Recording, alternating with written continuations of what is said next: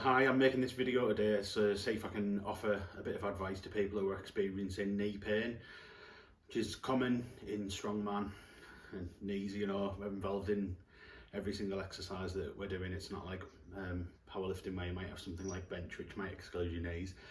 That's a stitching might interfere in this video a little bit.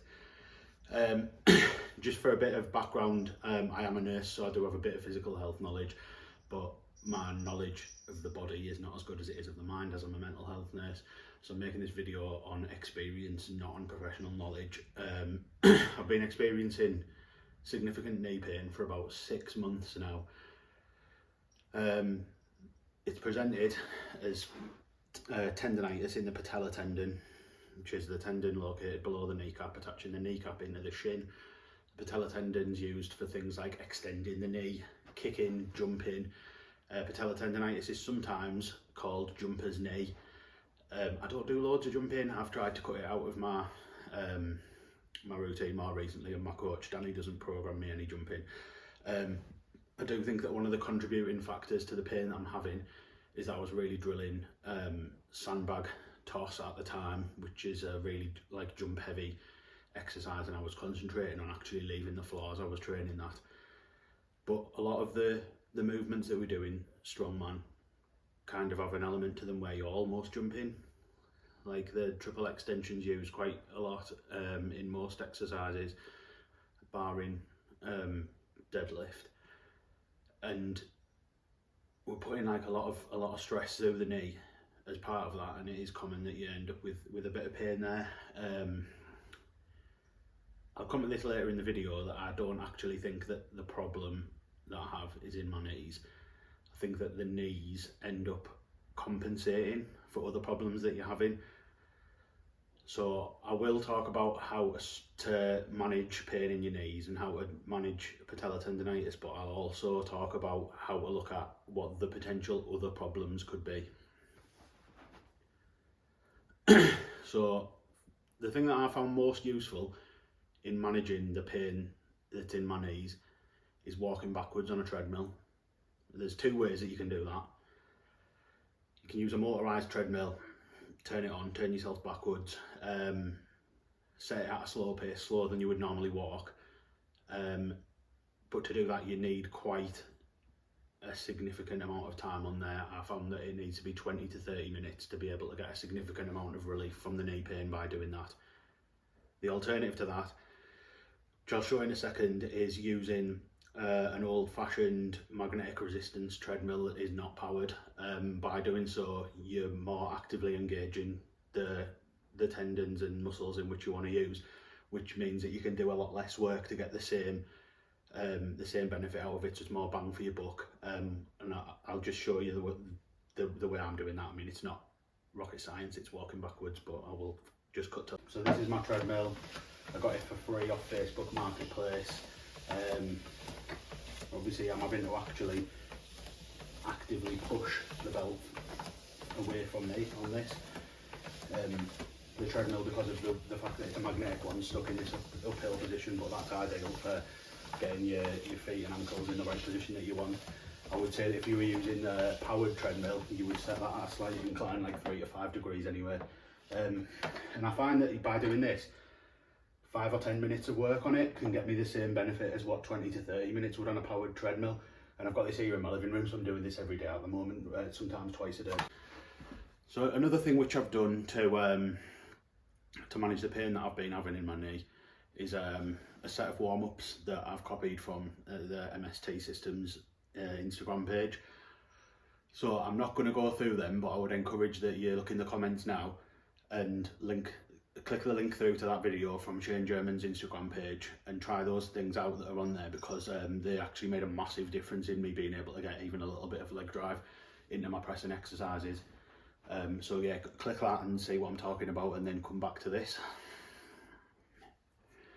Are you back?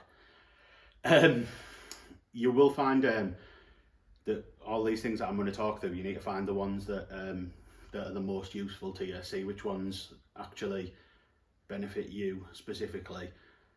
so that you don't end up with a million different things you've got to do in your warm-up, and your warm-up ends up longer than your workout, and it'll discourage you from doing it, or you'll rush through things and not do them in the best way. So like, I've spent months and months now trying all these different things for my knees, and the other thing that I've been trying is I've been wrapping my patellar tendons. So this was taught to me by Danny Hunter. If you check out Danny Hunter, Hunter Sports Therapy Aesthetics Instagram page, Danny's a great sports therapist, and he taught me to wrap my tendons so that I could get through the competitions that I had. It's not a difficult thing to do. Use zinc oxide tape and get about the first 10 to 15 centimetres of it split down the middle, and roll them until you get two tails, and then push them into the patellar tendon, and then from there wrap around your knee. You probably need to go twice around to get it really tight, and get enough there that when you start doing, if you're going to do something like a deep squat, that it doesn't rip. Even the zinc oxide tape being quite tough, it can burst that open. I'll try and see if I can put a link to someone doing that into these comments as well there. So obviously over all this time that I've been doing this, I've found that even when I've been resting the injury, and the first thing that you need to do is try and rest the injury. You need to try and take out any aggravating factors.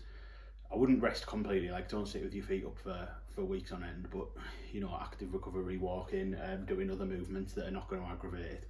I have found that deadlift doesn't have any impact on it at all, which probably should have been an indicator to what I'm going to come to next. Strict pressing wasn't a problem, so they've never gone out of my workouts, but I also continued to just keep doing things that were causing more and more problems, because I had competitions booked in and because I'm an idiot. So what I started thinking about over the last few weeks was, what do I need to do that's different? How can I get this problem right? Because my push pressing's really stuck because of this problem that I'm having, and I'm not being able to fire my legs properly to send the implements overhead, and I'm just ending up with this tiny little shitty dip, coming back up really slow, wincing in pain, and then having to strict press heavy dumbbells and heavy logs above my head, and it doesn't work, and it's shit, and it's going to mean that I'm going to get defeated in competitions by other people who can effectively use leg drive. So I came across a video on Official Strongman. I'll credit where credit's due. This wasn't my idea, and what I seen in this video was that the majority of knee pain is got nothing to do with your knees. It's your knees compensating for a problem that you've got at either end of your leg. So I'll show some of the exercises in a minute what I did to try and work out what was causing the problem. So we assumed that it's either my feet, my ankles, or my hips that are actually the problem, and that my knees are then overcompensating because of that. So I'll show some ankle exercises now to increase like flexion at the ankle, which I did, but on like measuring my ankle flexibility, I found that I actually do have quite good ankle mobility anyway, and that would be unlikely that would be causing the problem, but these might be the problem for someone else. So I'll show these stretches so that you can try them out. So firstly, I'll apologise for the video being not orientated properly, because I did think that I'd put that right, but I obviously haven't. So I've used a thick resistance band anchored to a low point, which I've used a kettlebell for. It's a heavy kettlebell, and then working on the foot that's anchored down. So here, this is a sprinter's stretch. That's to stretch the soleus muscle, which is in the front side of my right leg that I'm working on. You can see I use my hand to just kind of like check the way that felt, and check that I'm getting the right kind of engagement in that. Moving on to the other leg here, this is a kind of classic calf stretch. So flexing at the hip and keeping the leg that I'm working on relatively straight, using my hands and my other foot for balance. Just working on the stretch in the back of the left calf at the moment here, and the Achilles, and then down in that soleus kind of sprinter stretch in the left leg, again touching that soleus to check that I'm getting the right kind of activation that I want there. Each one of these stretches I'm holding for a bit longer than I normally would, kind of like 10 to 15 seconds, maybe even as long as 20, just to make sure that I'm getting the right response from my body, and that's going to increase the ankle mobility. Full reset there up to make sure that I'm keeping my legs straight for that the calf stretch. The next thing that I did was increased hip mobility exercises. I already do quite a bit of hip mobility, so again, this is probably unlikely to be the problem, but like in trying out some of the stuff that was that I found at the weekend, this it's kind of added to my workout anyway, and I'll probably replace some of the things I was doing before. So working on my hips here, I've got the thick resistance band again. It really needs to be a thick band for this one, anchored into the crease of my left hip, and I'm using that to kind of lock the hip flexor muscle, and then I'm activating the glute on that side, focusing on the glute that's on the side where you've got the resistance band. You can do that on both knees if you're more comfortable, but you can do it on one knee as I'm doing here, which you'll get a lot more drive on that and a lot more focus on the glute that you're choosing to work on.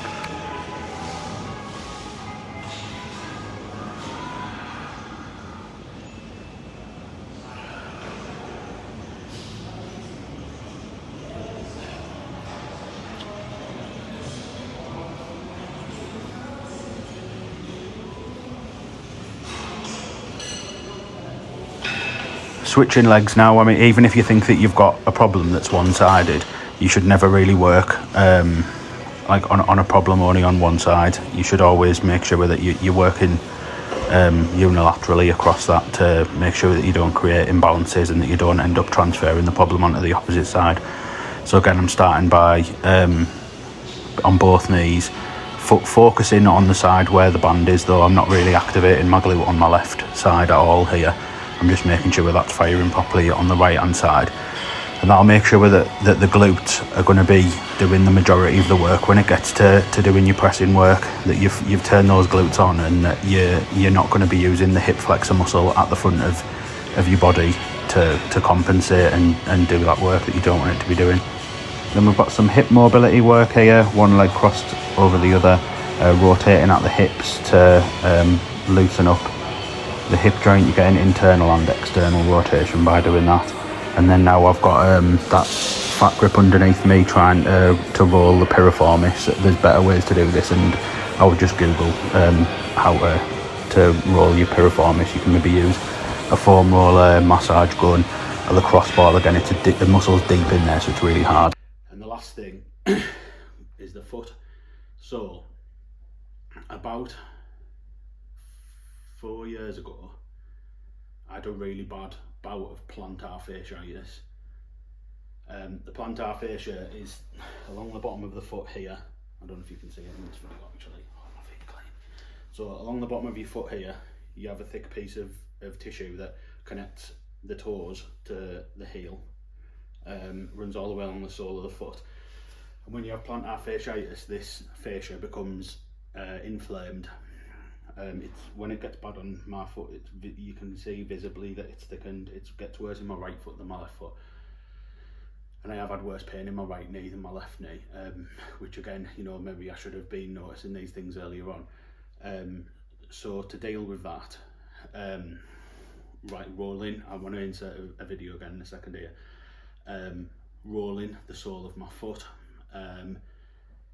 The ideal would be to use like a lacrosse ball or something like that, but I've been using a fat grip. It's hard to do it with a fat grip because it collapses in itself because of the split in it, but I insert a video here now which will show my coach rolling the sole of his foot with the end of a barbell. This could be achieved at home by using like a rolling pin or some sort of hard ball, like a rubber dog toy ball or something like that, or a lacrosse ball. You can buy massage balls really cheap now from like Primark and Home Bargains and places like that. Apologies for Danny's socks here, so just finding any areas of the foot that feels tight, where you can find any knots or anything like that, and rolling your foot across the end of the barbell. It might feel uncomfortable, but that probably means you're doing it right. Here's a video of me doing the same thing with a fat grip. Like I said, a fat grip Really difficult to use for this. It's not ideal because of the split in the fat grip means that it collapses on itself. There's lots of things you can use for this. A lacrosse ball is probably the best thing for it. I've used a pool ball in the past. You could use a foam ball or anything like that. Probably practically anything would probably be better than a fat grip, and I've found that using a massage gun can be quite good as well. Yeah.